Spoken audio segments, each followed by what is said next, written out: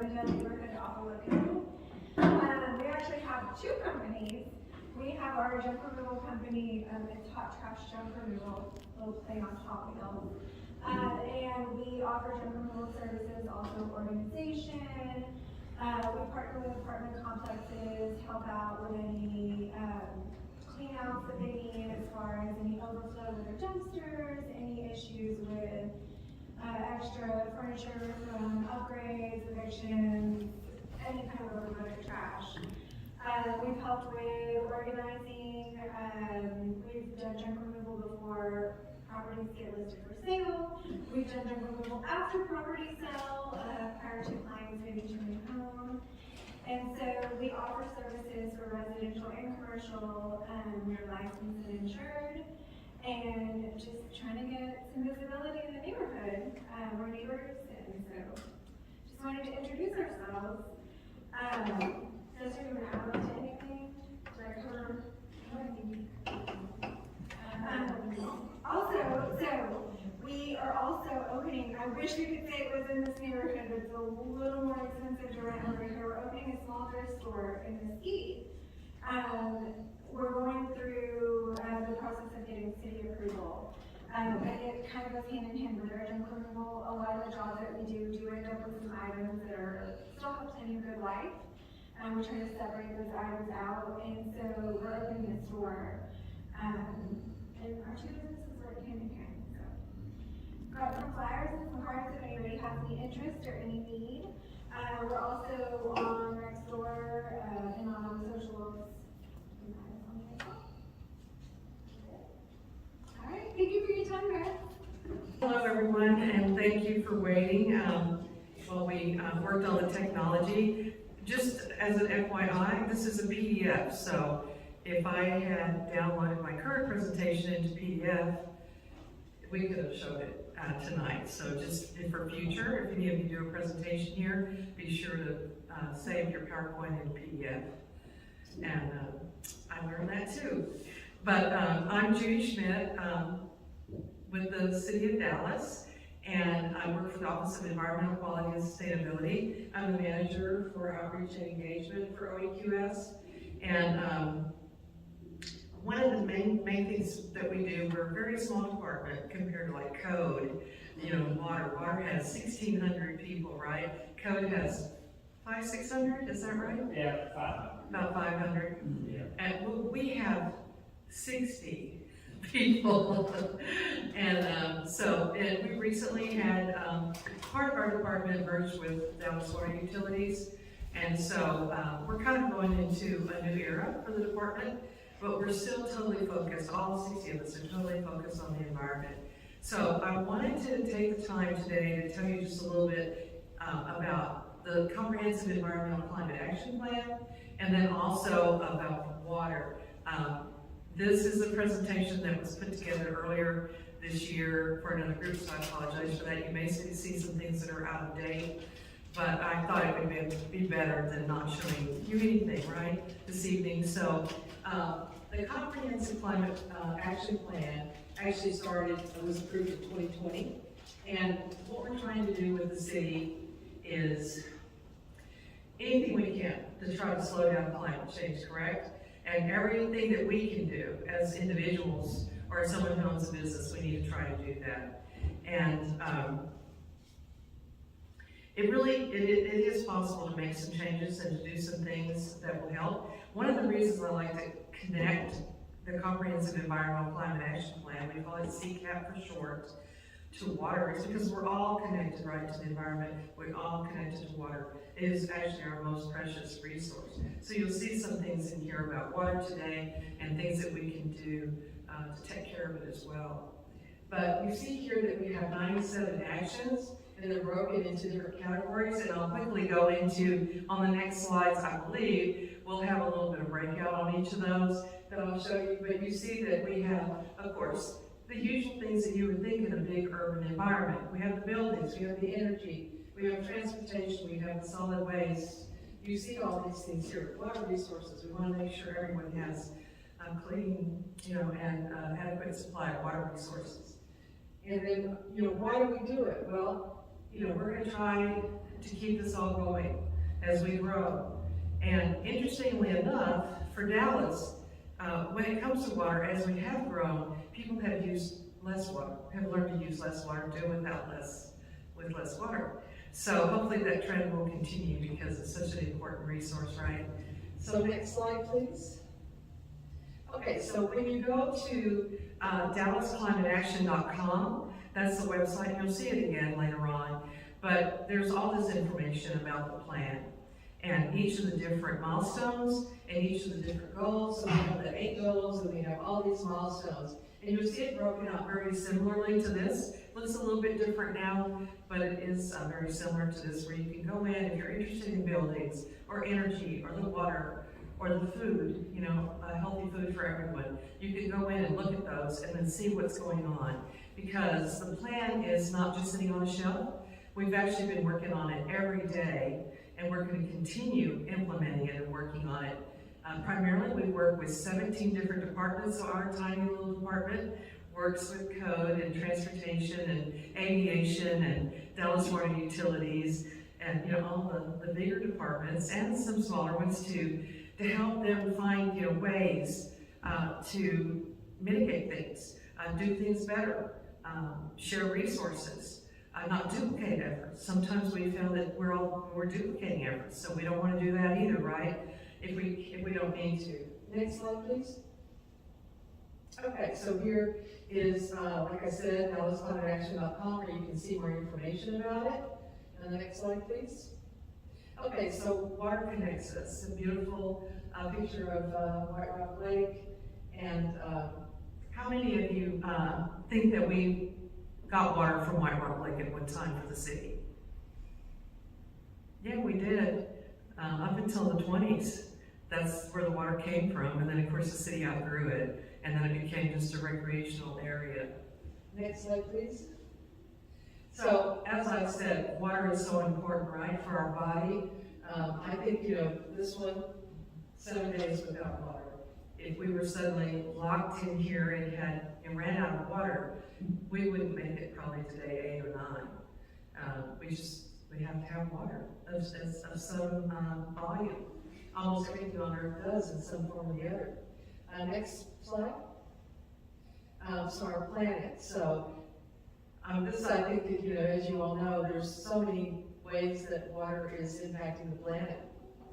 It regulates our temperature. You know, we only have a very small amount of water that's actually ready to use. Sure, we have snow caps and we have glaciers, but, you know, what would it take to drive 18-wheelers up to the glaciers, ship off, or ships, ship off those pieces of iceberg, bring them all the way back down here, melt it, clean it, put it into our system? You know, there's no way we could do it. It's not viable. Next slide, please. So, water coming as rain, and we just had quite a bit of it. Next slide, please. And one of the reasons I like to talk about this is because when we talk about adaptation and mitigation, you know, as I say, we're trying to drill down to what everybody can do on behalf of the climate. And one of the things we can do is take care of our water resources. Save water everywhere we can and keep it clean by keeping, next slide please, you know, all the litter and everything off the ground. The city does run a stormwater permit. Next slide please. And we can actually find businesses or individuals who are using the storm drain system for the trash can, or to dump oil in it, or chemicals or something. Please don't ever do that, not even in your home. Don't dump anything on the ground, really. No litter, no oil, even detergent. Somebody asked me recently, well, is it okay if I use Dawn to wash my car? Well, it's probably better if you try to use something that's, you know, biodegradable. That's a different type of detergent, or just don't use any detergent at all. Go to the local car wash and let them do it. And a lot of them have their own water filtration systems. They're capturing the water, cleaning it, and either reusing it or putting it back into the city's sewer system when it's already been cleaned once. So, next slide, please. Yeah, and we can enforce that if we catch anybody. Next slide, please. So, I like to just show this slide because people say, what? The Trinity River, we're all connected. We're connected in this world. We're connected the way the animals see us, and they're looking at us from a whole different perspective than we are. Just think about a migrating bird and the fact that it's flying over Dallas, and what does it see? It's just crazy what it sees, right? And all it's looking for is something to eat and some clean water. So anything that we can do, even to keep a puddle clean, I know that sounds silly, but it might actually help some creature make it through the next step of its journey if it's migrating. In this particular case, I like to show the condor because it's a huge bird, right? It can have a wingspan over 10 feet. It flies, it glides, it nests, it feeds its young. It has all the attributes of a wonderful bird, but so does the hummingbird. And the hummingbird might even be a better bird because it can fly backwards, it can hover, and it migrates. These little creatures migrate thousands of miles in their life cycle, during their life cycle. And so it's kind of the difference between the Trinity River and the Mississippi, right? So the next slide, please. Just showing you all just the paths coming through Texas. We're in the Central Flyland. There's lots and lots of different types of birds. Over 400 have been documented coming through here. Next slide, please. Just showing how some of them have pinged in our area. And this is a site you can go to. Actually, if you see any birds, you can enter it in. And I've done it. It's kind of fun to add in the hummingbirds. Next slide, please. So, the Trinity River, you've heard about it. How do you all feel about it? Do you think it's a river? Yeah. Do you feel like it's clean? Yeah. Well, it's hard, right? It's coming through this vast urban environment. And it's picking up so much litter and pollution from up north, too, as it comes down through Dallas. And so, the confluence of the rivers here in Dallas at the Elm Fork and the West Fork coming together near Bachman Lake area. But the river actually starts, next slide please. It actually starts, over the border of Oklahoma and Texas and goes 710 miles. So you see the confluence here, and then it goes on down to Galveston Bay. Next slide please. So again, as part of, next slide please. Part of adapting and mitigating, so we try to mitigate anything that we can. So if you have children, grandchildren, please encourage them that it is cool to pick up their litter. It is cool not to litter because there's over 670 miles of creeks and streams here in Dallas, as well as the Trinity. It's been, I believe, found that all of us live basically less than a mile or within a mile, maybe a mile and a quarter of a body of water. So it's all our responsibility to take care of it. And because anything that we can do will help. Next slide. Just to show you kind of a slide that a lot of people don't know about, and that's the fact that the Trinity actually provides 54% of the fresh water that goes into Galveston Bay. That creates all these wonderful ecosystems and habitats down there, speckled trout, the seagrasses, the oyster beds, all those things. They occur because of the mixing of the fresh water and the salt water. If that proportion changes or if it's too polluted, if sedimentation becomes too high, those ecosystems aren't going to thrive. And so again, it all impacts us right up the line, right? So everything that we do is really connected to each other. The ones of us here tonight, all of us in our community, all the things you're trying to do, but then also, the world around us. We're all connected and it's relying on us to do the best that we can to keep it clean and everything functioning. Next slide, please. So yeah, just pollution travels, right? Same as it would, just goes down the Trinity River, goes into a storm drain, and it ends up, in the ocean, impacting precious marine life. Next slide. Just some sources about plastic. We actually, unfortunately, produce the most. So anything that you can do to cut down on your plastic, to reuse, to refuse, anything you can do is really going to be beneficial. Next slide, please. And cigarette butts. I know that the city, we just today did a kind of an update on the vaping ordinance. The city of Dallas has a no smoking ordinance, and almost a year ago, November 11th, they added to the smoking ordinance a no vaping ordinance within buildings, public spaces, 15 feet from doorways.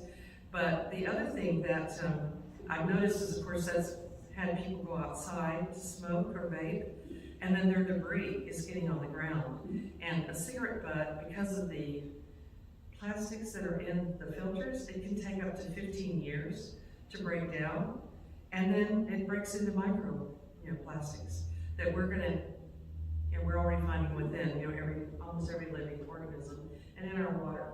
So again, if you know anyone who smokes, this is a great time of the year to buy them a gift. Buy them a pocket ashtray. If they're flicking that debris onto the ground, they're very inexpensive. You can find them all different price ranges from $4 up to higher. So, that's just an idea. But again, that's litter, and it takes a long time for it to break down. It's floatable litter, so it's floating in our water puddles, blowing down the storm drain. It blows easily, it floats. It's a mess. And it's one of the #1 things found on beaches here in Texas, but all over the world on beaches. So, again, mitigation, we want to mitigate all this, right, and adapt to new ways of living. Next slide, please. Yep, these are pictures I took at City Hall of the litter. So, yeah, this is we're working on it. Next slide, please. Yeah, and just take action, stop the use of plastic. Again, something you can do, adapt to that. It helps mitigate things. Next slide, please. This is Galveston Bay, where I talked about the different ecosystems. We want to try to keep that all in balance so that all these areas continue thriving. Next slide, please. Yeah, that's ultimately us, right? So when you say the river's dirty, it's dirty because of us, right? It's not dirty because it itself generates pollution, but we do it to it. Next slide, please. Yeah. So we have I would say the CCAP plan with the 8 major goals, 212 action steps that we're currently working on, 17 different departments. There is an urban forest plan, and that's with the Texas Trees Foundation. Again, that's going to help toward climate. Any tree you can not cut down, any shrub you can leave growing, whether it's at your business, at your home, encourage it in your neighborhoods. It's going to just help. We all know what they do, for us here locally and all around the planet. They take in carbon dioxide, they release oxygen, they help cool, they provide wildlife habitat, shade for us. You can't say no things right about trees. Urban agriculture plan. We were late coming to the table with a plan, but we've had one for a couple of years. So there's some cool things going on. Right now, if you go to Dallas Climate Action, you can see that we just, there's funding available and people can apply for a grant for community agriculture and urban agriculture. We also have a series called Growing Wellness that we offer. And there's one coming up it's free. They're held at West Dallas Multi-Purpose Center on Fish Trap Road, and they start at, I believe, 6 o'clock and the next one coming up is on the 9th. And they're usually about just how herbs help us, how fresh vegetables, all those things. It's really fun, hands-on. There's a kitchen there, so you usually will brew a tea or do something, go out to the garden. It's not a great time of year for that, but still, they'll work it out. They'll figure it out. And then we have, of course, America's Recycle Day, and then 311, or the code folks. If you see anything that concerns you, please call 311, call code enforcement, and we will act on it. So it can be taken care of. And Next slide. I think that might be it. Oh, just a beautiful picture, and we want to keep it looking this way. This was taken along the Trinity River. It's a great white egret, so pretty cool. Shot from pro photographer Sean Fitzgerald. And I also wanted to mention that one of the things that you can go to find out more right now, this is a great time, right, because of the cold weather. We have the Home Dallas program. I have flyers here for that, to encourage people to for weatherization. Again, that's part of mitigation and adaptation. I know I took time, this summer to do a little bit more weatherization, and I can really feel it right now. Like my back door used to be pretty drafty, and I worked on it this summer. I don't have any cold air coming in it right now. So it really makes a difference. Seal your windows, seal your doors, do whatever you can. If you haven't done it, like get the sealant and put it in there, just roll up rugs or towels, do something to help, because all that is driving up carbon. It's expensive for you, because you're trying to heat the outdoors as well as the indoors. So there's an expense, but just that high energy use, of course, is hard on the environment. So we want to try to use our energy as efficiently as possible. So we have this program as well. You'll be hearing more about it. What we're hoping to do in the coming year is to actually bring this program and teaching people as well as supplies out into the community for these kind of meetings, where we can then actually offer a demonstration and talk to you more specifically about it. And as I say, hopefully we can get the supplies also to be able to hand out some supplies for that.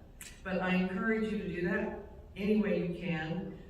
It's not too late. There's going to be more cold weather coming, so that is my presentation for tonight. Any questions? I know I kind of zipped through everything, and I didn't have my room presentation for you, so thanks for paying attention. I appreciate it. Yes? You made a comment about the birds. The most helpful thing you can do for the migratory birds. I'm sorry? The most helpful thing you can do for the migratory birds, everybody, is to turn the lights off. Is to turn the lights off, absolutely. The birds only migrate through your, 3 to 5 At night, yeah. And it's at night. If you want to know when that is, you can go online to a website called Birdcast, which is put together by the Carnival Ornithology Lab. It's a really cool map that shows live updates of where birds are migrating all across the U.S. when we're in a period of high migration. Turning the lights off. Very helpful. Yeah, the light pollution is intense. Another reason about the stormwater is there's so many, especially even whooping cranes, that migrate all the way, from Port Aransas up to Canada every year. They're looking for clean, stormwater for the ponds and everything. That's why anything, even if it's your local park, do anything you can to encourage it to be clean, for the trash cans to be emptied, people not to throw things in the water, because you never know when this year's, parents with their yearling whooping crane, there's only 900 of them in the whole world, is going to want to stop there for the night, and you want that water to be clean. But yeah, light pollution, all the water is so precious, and anything you can do to keep oils, even home cooking oils, things like that, things you may think are not that bad, just don't throw them out. If you have any question, either call the chemical, there's a chemical, I don't know the number, but there is a chemical hotline you can call, or just throw it out to go to the landfill. That's probably the best thing. Or take it, if you've got a recycling center nearby, take it there. Thank you for that. That's great. It's true. I noticed a new parking garage along 30. I guess there's a medical center, and the way they built it, the parking garage is down low, and that's up on a hill there along 30 before you get to Westmoreland on the south side, and there's a lot of light on it, decorative lights, and I thought, oh, that's not good for the migrating birds, because basically it's pretty dark coming through there, but what happens is they misjudge that. A lot of times they'll run right into it, Do Judy. I know you mentioned the weatherization program. Yes. That's something that is offered. Is there any like water saving programs that offer things for homeowners as well? Well, there's so many tips. If you go to both SaveDallasWater.com, thank you for asking that, SaveDallasWater.com and WaterIsAwesome.com. The City of Dallas participates in a regional program with Tarrant Regional Water District and North Texas Municipal Water District, because Dallas is also, I don't know if you all know, but we're actually a water district. We provide water for over 3 million people in the North Texas area. So not just Dallas residents, but we provide water for others as well. The communities around us, Carrollton, those neighboring cities, Grand Prairie gets their water from Dallas. So they have great information on how you can save water and free videos on both of them. WaterIsAwesome.com, like I say, that is sponsored by the City of Dallas too, so don't hesitate to use it. Look things up. If you have any questions, there's always a contact page on each of those. But yeah, the things you can do to save water, of course, are some of the basic things that you hear about. And you can have someone come and talk to you about that as well, where they would just totally focus on it. But it's as simple as, if you have children, teach them to turn the water off when they brush their teeth. Try to take a 5-minute shower. Sometimes, I know it's hard to do it all the time, but a 5-minute or less shower is going to save a lot of water. And then, never leave your water running at the sink. Of course, these sound so simple, right? But people tend to do them sometimes. Try to, fill your dishwasher. They say, even if your dishwasher is only half full, it uses less water than if you run that water in the sink and wash the dishes in your sink. So you're actually more economical that way with the water. In Dallas, they ask you to only water twice a week in the summer, even in the hottest summer months. This year our campaign was 1-2-0. So 1 time if you need a little water, 2 times if it's really dry and you need more water, 0 if it just rained. Don't even water. Learn to be friends with your irrigation controller and how to operate that, and don't be afraid to turn it off and on. A lot of them have rain sensors, of course that helps, but some of the older ones don't, and so you do have to manually turn them off and on. So that saves water. Native plants, pollinators for the birds, for the beautiful hummingbird, for the monarchs that are, also migrate. All those things are beneficial. Those native plants use less water, and they thrive in the heat. That, I do have quite a few in my landscape. I do find that in July and August and September, when we're still having the high temps, I do have to hit them with a little bit of water. It's just, they just need they need some once in a while. But by and large, in the spring and really up into those hot months, they do so well. Everything. And they're still blooming. I still have so many blooming in my yard. All the scarlet sage, it's just all perked up. It just looks beautiful. I have celosia, and they're just gorgeous still. I'm going through their life cycle. Their leaves are all coming off from the cold now, but they're producing seed. They all come back. All these things they just, they're perennial. They come back every year, so that helps. And you can do things like during the holiday, there's a lot of boiling of vegetables, and that water is really not that dirty. You don't want to drink it or take a bath with it, but you can water your plants with it. And if it hasn't rained, you can use it, just put it out on your lawn. Just don't throw it away, because it's so precious. So like noodle water, potato water, carrots, all those things that just, the water is pretty clean after you take the vegetable out of it. Just let that cool off and then water your plants with it. They like all that starch. Any other questions, guys? Thank you, Judy. We really appreciate it. Thank you.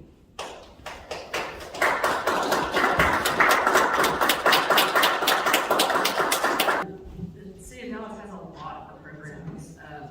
I'm sure some of you know about them, but I've taken like gardening classes there. There's all kinds of stuff, and I actually did my internship with the Office of Environmental Quality with air quality, because there's a lot of air quality monitoring that they do with that department as well. And so there's a lot that the city of Dallas offers, so that's why we try to have them out to highlight different things about that. Grady, do you have anything you want to add since you're the park board member? Okay. I like to always offer. Yeah, I'm sure, I appreciate it. Okay, so I guess we'll go ahead, Doyle or Corey or both of them, for code compliance, do they have any updates? All right, hello everyone. All right, if you're familiar with me, this is my identical twin, Corey Watts. So if you cannot see the resemblance, you may have to stick with this. So set up an appointment with your optometrist immediately. No, so the reason you have not seen him before is he used to be off on Mondays. So, but now he works Mondays, so you'll be seeing more of him now. But anyway, we got some stats for you. Stats. Okay, so for the month of November, had a total of 14 violations. Number one was litter with 5 violations. Number 2 was high weeds with 4. Number 3 was legal land use with 2. Number 4 is number 3 was legal land use with 2. Number 4 is no building permit with 2. And number 5 is accessory outside storage with 1. And just to go over those litters, anything that's on the ground in the discarded manner, anything on the ground in the discarded manner can be deemed as litter. High weeds is any grass and weeds only that exceeds 12 inches in height. I emphasize only because some people, especially when it comes to those vacant lots, they see a little wild shrubbery growing, and they want to say that's weeds. That's not weeds. It's going to be limited to actual grass or weeds only. 3 is legal land use with anytime you use your property for something other than what it's zoned for, such as running a business out of your residence, which you are able to do, until that business becomes the primary use of that residence. That's when it becomes illegal. Or if you have a living quarters at your business, you don't want to do that either. No building permit is pretty much self-explanatory. Building anything that requires a permit be pulled, and you don't pull it. Or if you build something that does not require a permit, such as a shed or something, and you put a utility on it. So it being 200 square feet or less, or let's just say less than 200 square feet, does not require a permit to be pulled. But the moment you go ahead and lights onto it, you do have to put a permit regardless of the size. And the accessory outside storage is anything that's outside for 24 consecutive hours or longer that should not be, that is not good weather. Such as recliners that you see on some people's porches, office chairs, things of that sort, things that are weatherproof, but they're just stored in an improper place on the property, such as swing sets, barbecue grills, bicycles, things that, so those things to be stored on the side or in the rear of the property. And that's all I have. Does anybody have any questions, comments, concerns? So when it comes to kind of storage, storing piles of random things, what is the difference between the front yard and the back yard? You're just saying, it has to be in the rear of the property. So if you're storing, things that definitely should be inside in the back of the property, is that okay or not? So, like, just for clarification, you're talking like barbecue grills and stuff? No, probably not, just like random stuff that people picked out of someone else's big trash. Or like lumber and stuff like that? No, like chairs, lamps, piles of stuff, just crap. Yeah, that'll be deemed as accessory outside storage. Even if it's in the backyard, and so you as code, if you called, we call the code complaint on that, you would go into the person's backyard. Right, so if you're storing it outside, it has to be weatherproof, So like the wicker furniture, the wrought iron, patio furniture, any of that stuff that's waterproof, that's okay to be outside. But the lamps and things of that sort are supposed to be inside. Yeah, so how do you verify that if it's in someone's backyard? So we call it in, we'll come out there and take a look. So, but unless they have like a privacy fence, then, we'll come to the alley if there is, or we'll go to the neighbor's yard, or, we have to do it from public right away. But we'll come take a look at it and see if we can see whatever, the concern is that's out in the backyard. So if it's like you said, lamps, or wood or something like that, we'll come out there and see if we can see that.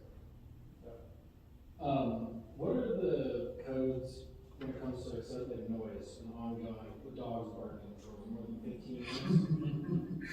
Yeah, well, it is, How do so we everything is pretty technical, so it depends on exactly what's going on. So for noise with animals, like you said, dogs barking, it would have to be 15 consecutive minutes. So if it barks for 14 and a half minutes and stops and then starts back. Yeah, so how do I evidence that to your satisfaction? It would be for animal services, but I would like get my phone and record it. Just record on your cell phone. So yeah, so the real question is I've done that for roosters, which I know are legal now with the rooster population, and this neighborhood is getting totally out of control. And there are good neighbors that the roosters crowing all day. I mean, Yeah, it's so, hours. Yeah, that would be extremely difficult, one, because roosters, since September of '23, the state made roosters legal statewide, Yeah, so, dogs are and- legal too, but they can't make noise. right, but unless they only have one rooster, and you can videotape that one rooster crowing nonstop for 15 minutes, if they got multiple roosters, for you to be able to prove which rooster it was. Well, they have Yeah. one, it's in a cage this big, and it crows all day. Yeah, I mean, if you could record that, and then, depending on, if you get, we call 311, ask to speak to a supervisor or manager, in animal services. And, more than likely, the first time for any noise complaint is they just send out a letter, you go through one, and animal services sends them a letter saying, hey, we received a complaint, a noise complaint regarding your animal. Please, do whatever you need to do to cut that animal, cease that activity. Then you have to call back a second time if it continues. And then they'll send out another letter, give an extension, and usually by the third complaint, and unfortunately it usually takes, as of 4 years ago, the process may have changed now, but I used to work animal services, so as of 4 years ago, it had to be 3 complaints from the same complainant about the same animal, and then on the third time, they would actually physically go out and sit there for 15 minutes. The problem is, let's just say it's a dog, and the dog barks, at night or during the day, right? Probably does bark 15 consecutive minutes, but not 24 hours. So the odds of them going out there at the exact time that that animal is going to be barking or crowing or whatever for 15 consecutive minutes is very slim. Have they had success? Yes, but that's 1 in 1,000, right? That is just a. Yeah, I mean, we've had 4 different neighbors complaining about this particular rooster. Right. Dallas Animal Services has come out and verified, because initially it's an animal abuse complaint. Right. They have verified that the living situation meets the absolute bare minimum Bare standard minimum, right. for a chicken, which again is in a box, it's a cage, it's Yeah. and it's, it can barely stand up. Yeah. But I have, this is all day, every Yeah. morning I wake up with this animal, there's other roosters in the neighborhood that are free to roam, and they all suck each other all day, and there's more and more coming. He's got one across the street from him too. Yeah, it's, the standards need to change for animals, let's just say for dogs, right, as an example. The city ordinance is every animal needs to have 150 square feet of roaming space, right, or for a dog, right, for a dog specifically. So, 150 feet, let's just say that's 10 by 15, right, 10 by 15 feet to make the math easy. So for a Chihuahua, it's, some good space, he can get up and, get a good little run in there. But for, 80 or 90 pound German Shepherd, that's no space at all, right? But the city ordinance is 150 square feet for a dog, so do they need to change? Yeah. Do they need to evolve? Absolutely. But that's just something that probably needs to be taken up with city council, So we continue, follow-up question with Dallas Animal Services on noise, not to Correct, if it's animal related, it's going to be animal services, yeah. Yeah. So, yeah, because if it goes to code, it's gonna get closed out, and then you'll be like, hey, well, you know, code don't do anything, the city don't do anything. Well, it's because it was reported to the, you know, to the wrong department. So, you know, anything animal, take it to animal services. Yeah. So, there's really only probably one ordinance that the code actually, can enforce, and that's in regard to horses and the amount of acreage. But even then, that's kind of a gray area. So we can, but then you gotta be able to prove the amount of acreage and, you know, the number of horses and stuff like that. So typically, you know, anything animal goes to animal services. So they have a much better chance of getting something done. Illegally parked cars? On the street or on private property? On the street. Private, of course. Okay.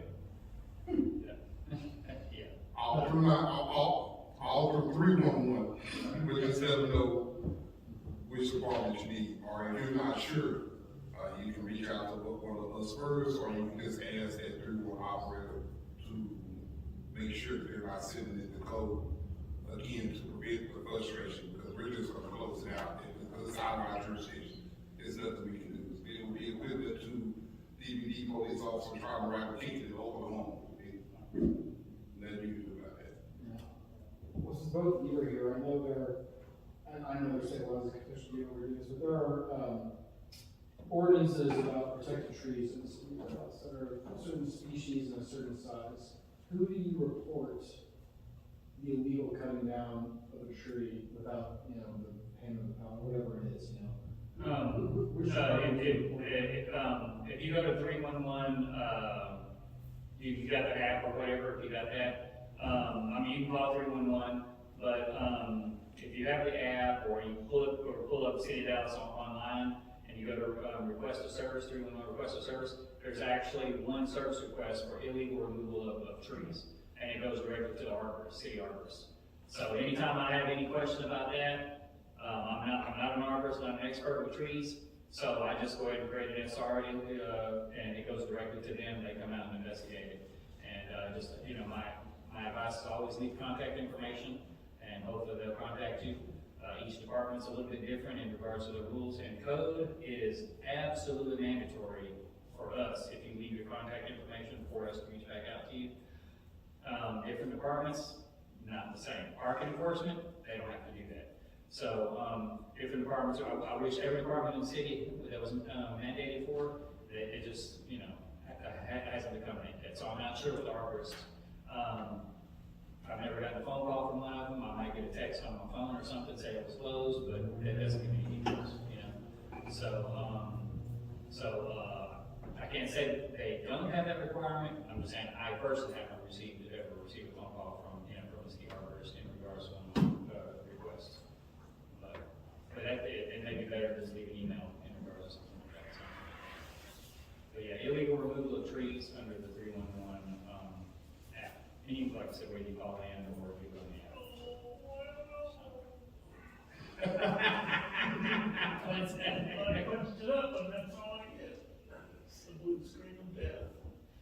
Sometimes the 311 app, I'll be honest, it's fickle.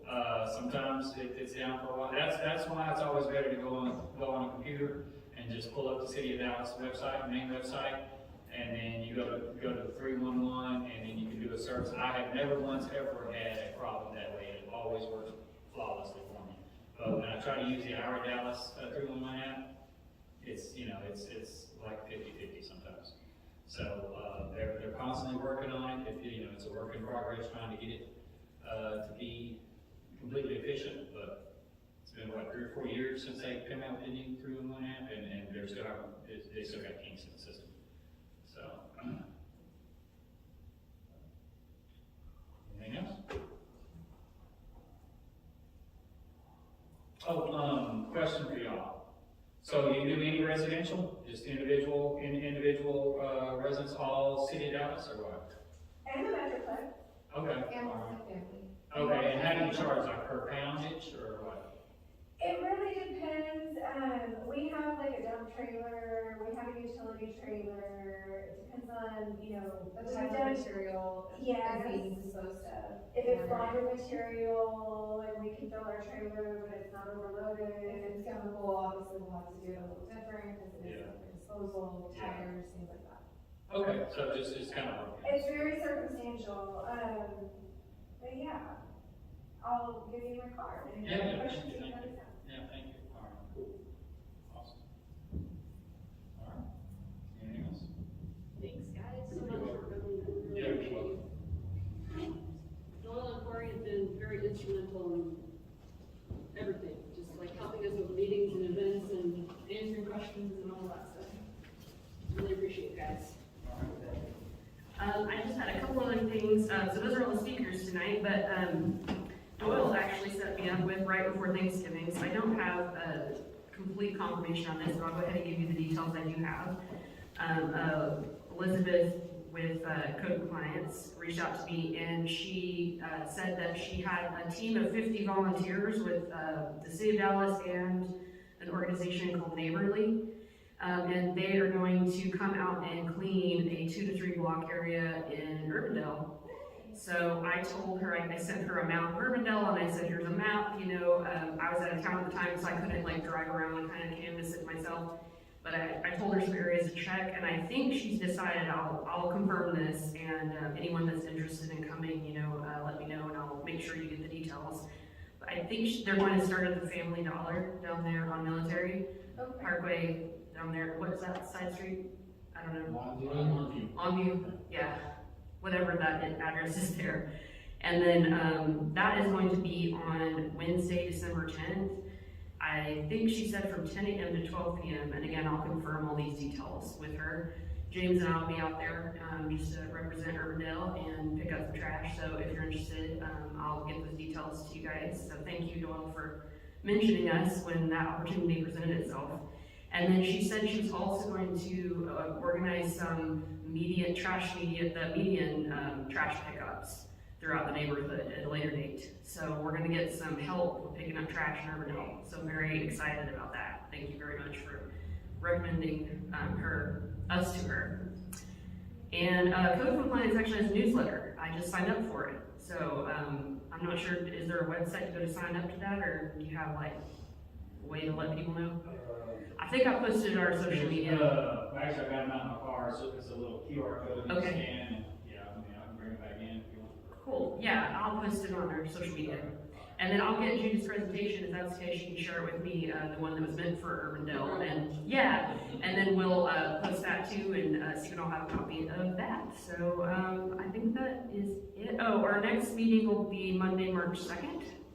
So we have those quarterly now. And then again, we're trying to get that Easter thing together if we can get more help on March 28th. So I hope you guys all have very happy holidays. Feel free to stick around and grab food on your way out, please. Oh, I just wanted to say, when I was talking about the vaping ordinance, it does go into effect December 11th. And so if you wherever you work, the signs, or if you have your own business, the signs do need to be updated to include the vaping symbol, the smoking and the vaping. That's good to know. Yeah, here within the city of Dallas. Yeah, I know. Order one of those then. Thank you guys so much, and feel free to stick around, ask questions, whatever.